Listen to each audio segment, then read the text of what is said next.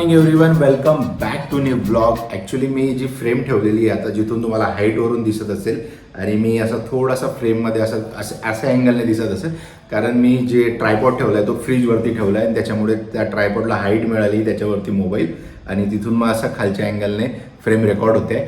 आणि स्वागत आहे तुमचं कालच्या हेवी रेन नंतर. म्हणजे काल हेवी रेन झाली सुद्धा पुण्यामध्ये आणि आज कुठंतरी थोडंसं ऊन दिसतंय, बट तरी थोडं दुपारनंतर पाऊस सांगितलं आहे. त्याच्यामुळे असो, हे तर वेदर अपडेट झालं. बट हे फ्रेम ठेवण्याचं कारण मी तुम्हाला सांगतो. हाईटला का ठेवली मी आज, कारण ती फ्रेम ठेवलेली आहे मी फ्रीजवरती आणि आजचा ब्लॉग हा फ्रीजला डेडिकेटेड आहे, म्हणून म्हटलं आजच्या ब्लॉगची सुरुवात ही फ्रीजपासून व्हायला पाहिजे. आणि त्याचं कारण तुम्हाला सांगतो की आम्हाला घ्यायचं आहे न्यू फ्रीज, कारण आमच्याकडे जे फ्रीज आहे ते छोटं पडतं आहे, कधी कधी सामान ठेवायला प्रॉब्लेम होतो आणि त्याच्या मागे अजून थोडं पुढचं विचार करून पण एक रिझन आहे, ते मी तुम्हाला पुढे सांगेल. बट आजच्या ब्लॉगची सुरुवात म्हटलं इथून करूया, कारण आम्ही आज जाणार आहे न्यू फ्रीज घ्यायला. इन शॉर्ट म्हणजे फिक्स होऊनच जाईल आज, किंवा आवडलं तर फायनल होऊन जाईल आणि उद्या फ्रीज आपल्या घरी येऊन जाईल. तर चला, दिवसाला सुरुवात करतोय. खूप चांगला दिवस आहे, लवकर पण उठलोय आम्ही, चहा वगैरे झालाय, अर्चू आवडते आणि तिचं आवरून झाल्यानंतर आम्ही डायरेक्ट निघू क्रोमा रिलायन्स, जिथं आम्हाला चांगली डील भेटेल आणि ती डील भेटल्यानंतर फायनल करून मग तिला मी ऑफिसला मिडवेला ड्रॉप करेल आणि मी तिकडनं घरी येईल, असा आजचा प्लॅन आहे. तर बघूया आता कसा जातो. आणि आत्तापर्यंत जर चॅनलला तुम्ही सबस्क्राईब नसेल केलं तर सबस्क्राईब करा, कारण मी एंड फ्रेम द्यायला विसरतो, त्याच्यामुळे आधीच बोलून देतो इंट्रो फ्रेममध्ये, तर सबस्क्राईब करा. आंघोळ करून आता निघतोय, तयारी झालेली आहे. आणि ॲक्च्युली हा गॉगल जो मी बघितला असेल म्हणजे मी घालताना बऱ्याचशा फ्रेममध्ये आता रेकॉर्ड होत आहे. ॲक्च्युली माझा नाही आहे, अर्जूचा आहे. माझा त्या दिवशी आपण मूवीला गेलो होतो तर तिथं थिएटरमध्येच पडला, स्त्री 2ला 15 ऑगस्टला. त्याच्यामुळे आता घ्यायचं विसरलो आहे, तिकडे गेलो नाही आहे. जेव्हा घेईल तोपर्यंत आहे आपल्या साईजमध्ये, तर वापरायला काय हरकत आहे. आणि बाय द वे, मीच सांगितलं होतं की तुझ्यावरती चांगला दिसतोय म्हणून आपण घेतलं होतं. हो माहिती आहे, मी तुझाच आहे, बाकी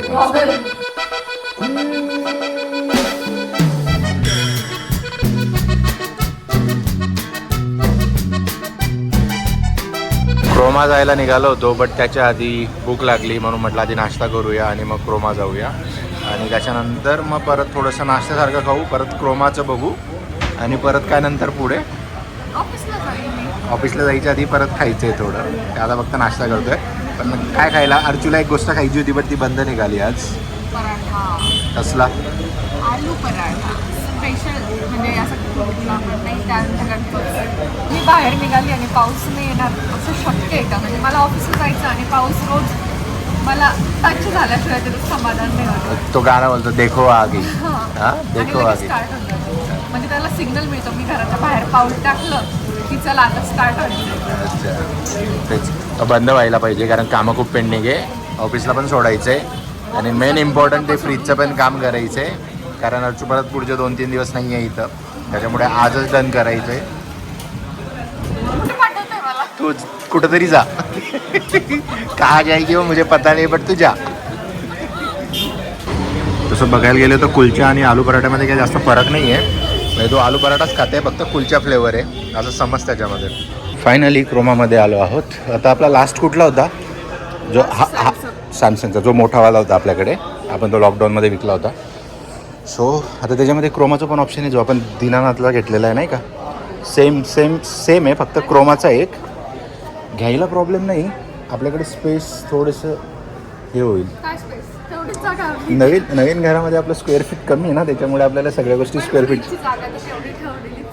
अच्छा, इतना बडा लेना आहे तेरे को.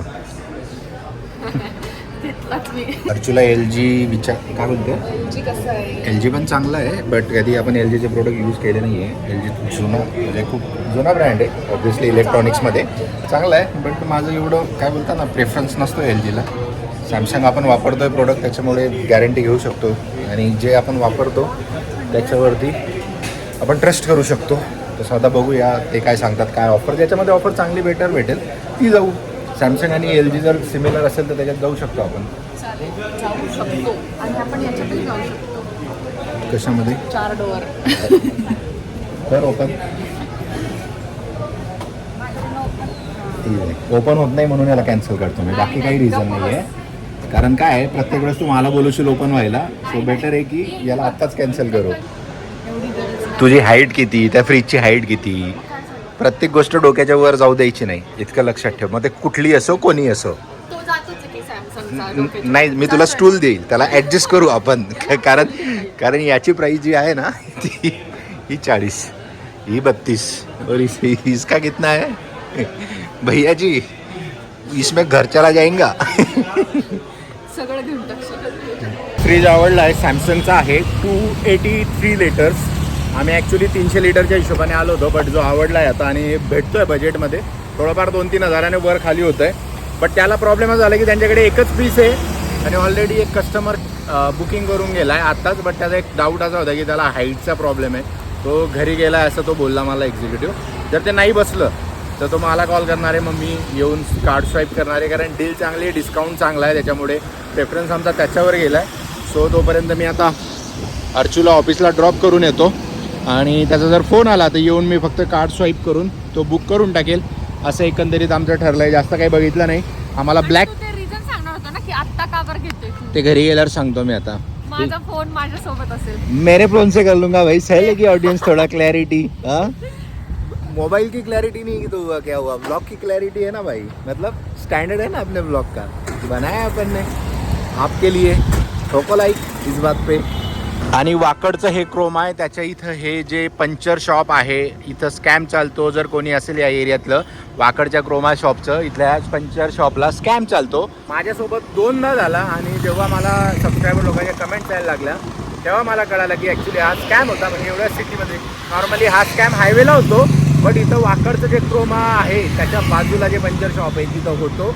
आणि माझा त्याचा ब्लॉग पण आहे त्याच्यावरती की मला त्यांनी गंडवलं, पण ते मला कळालं नाही ॲक्च्युली, कारण तेव्हा मी घरी जाण्याच्या घाईमध्ये होतो. आम्हाला आमच्या होमटाऊनला जळगावला निघायचं होतं. फ्रीज बुक केलं फायनली आणि त्याच्यानंतर अर्जू ऑफिसला जाऊन सुद्धा आली आणि आता आम्ही डिनर करायला बसलो आहे, कारण आज डिनरची जबाबदारी माझ्यावरती होती, बट जी की माझ्याकडनं मिस झाली, कारण माझं पण ऑफिस सुरू होतं आणि मला टाईम नाही मिळाला. सो त्याच्यामुळे आता आम्हाला बाहेरच यायला लागलं, ज्याच्यामध्ये आम्ही दाल तडका आणि राईस खायला आलो आहे. आमच्या इथं जवळ एक हॉटेल आहे, तिथं चांगलं मिळतं. आणि अशा प्रकारात आजचं जे होतं, अरे भैया फ्रेम आली या पर रख देता हूँ, रुको. प्लेटवर ॲडजस्ट केली होती, एवढी सगळी आयुष्यामध्ये ॲडजस्टमेंट आहे, ब्लॉग करण्यामध्ये पण ॲडजस्टमेंट आहे. तर आजचा जो मोठा होता ब्लॉगचा तो पूर्ण झालेला आहे. फ्रीज उद्या डिलिव्हर होणार आहे आणि उद्या आल्यानंतर मग आपण बघू कुठलं घेतलं, सांगतो मी तुम्हाला पुढे. तोपर्यंत आता भावाचा कॉल येतो आहे. आमचा दाल तडका राईस सोबत एक रोटी, असं एकदम शॉर्टेड आमचा आजचा डिनर आहे. आणि ही वाटी, त्याच्यामध्ये आता तू सर्व करू शकतेस. म्हणतात नाही की जोपर्यंत तुमच्यावर स्वतःवर बितत नाही ना एखादी गोष्ट, तुमच्या स्वतःवर येत नाही ना, तोपर्यंत तुम्हाला कळत नाही. पुण्यामध्ये रस्त्यांची हालत इतकी बेकार झालेली सर्व्हिस रोडची की म्हणजे प्रमाणाच्या बाहेर, स्पेशली PCMC म्हणजे व्यवस्था म्हणजे वाईट आहे अक्षरशः परिस्थिती. पुणे बंगळूर हायवेची जी आहे तो सर्व्हिस रोड स्पेशली. आता आम्ही जेवण करून येत होतो घरी आणि एकदम नॉर्मल रस्ता आणि तिथं फक्त थोडं पाणी साचलं होतं आणि रेग्युलर मी कितीतरी वेळेस तिथून गाडी टाकली आणि तशीच मी गाडी टाकली आणि अचानक असं झालं ना की डायरेक्ट गाडीचं पुढचं टायर एकदम स्लो होती, 20च्या स्पीडवरही नसेल, गाडीचं पुढचं टायर डायरेक्ट खड्डा, तिथं पाण्यामध्ये खड्डा आणि पुढचं टायर एक पूर्ण बसला आणि स्कूटीला ग्राउंड स्पेस खूप कमी असते, सगळ्यांना माहितीच आहे. आणि गाडी तिथंच ब्लॉक झाली आणि डायरेक्ट बॅलन्स गेला माझा आणि मला पाय टेकवायला पण जागा मिळाली नाही. सगळं बॅलन्स माझ्या गुडघ्यावरती आला आणि त्याचा परिणाम काय झाला तुम्ही बघा. म्हणजे अक्षरशः इतकं आग करते ना की सांगू शकत नाही, अक्षरशः सोललं गेलेलं आहे. आणि गुडघ्याला मार मला ऑलरेडी ह्या गुडघ्याला आधी मार बसलेला आहे 2014मध्ये आणि सेम त्या गुडघ्याला मार बसला आहे. आत्तापर्यंत मी 2 वेळेस गाडीवरून पडलेलो आहे. एकदा मला 2014मध्ये 4 व्हीलरवाल्याने उडवलं होता पाठीमागून आणि सेकंड टाईम तेव्हा तर काही नव्हतं झालं, फक्त मुक्का मार बसला होता याला. आणि सेकंड टाईम आत्ता पडलो आहे आणि त्याच्यामध्ये ही जखम आहे त्याच गुडघ्याला. चल मी देते क्लीन करून. तू एक काम कर, काय तेल घरगुती उपाय. आता फर्स्ट एड किट नाही आहे आपल्याकडे आणि अशी कधी गरजही वाटली नाही, बट आता असं वाटतं की असायला पाहिजे होती एक किट.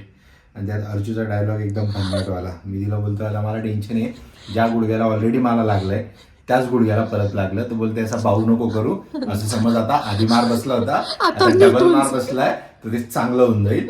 तिला असं म्हणायचं होतं जहर को काटताय. अरे ठीक आहे म्हणजे पॉझिटिव्ह विचार कर की आता लागले ना तिथेच पण आता काही त्रास जास्त नाही दुसरा होणार विचार करून उपयोग पण नाही आता आणि नको आता आग करतो. अरे तिकडे पण लागलंय बघ. हो इकडे पण लागलंय ते आता आता उई.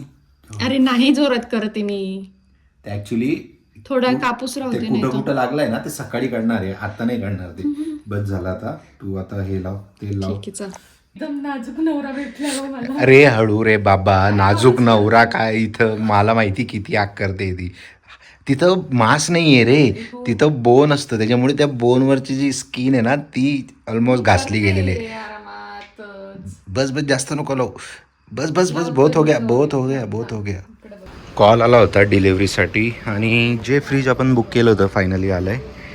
आता फक्त बघू काही डॅमेज वगैरे तर नाही आहे ना कारण पूर्ण चेक करून घेऊ. म्हणजे तसं क्रोमाचं टेन्शन नाही आहे सर्व्हिस देतात आपल्याला पूर्णपणे पण फक्त चेक करायचं आहे आपल्याला. हा भाई थोडा आराम से